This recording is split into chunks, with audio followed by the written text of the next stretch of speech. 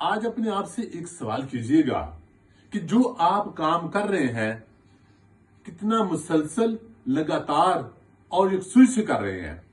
मेहनत करना कोई बड़ी बात नहीं है, लेकिन असल इम्तिहान ये है कि जब आप मेहनत लगातार पूरी तवज्जो के साथ, पूरी डिटर्मिनेशन के साथ एक ही फील्ड में कई दिनों, कई महीनों और कई सालों तक करते हैं। देखिए, चंद मैच जीत लेना कोई बड़ी बात नहीं है, लेकिन किसी फील्ड का चैंपियन बनना असल में बात है कि आप कारोबार कर रहे हैं, आप जॉब कर रहे हैं, आप तालीम हासिल कर रहे हैं, आप जो भी काम कर रहे हैं, चंद दिनों से मेहनत नहीं, आप उसके चैंपियन, आप उसके हीरो, आप एक्सेप्शनल तब होंगे जब आप कई दिनों, कई महीनों और कई बरसों तक लगातार मेहनत करेंगे।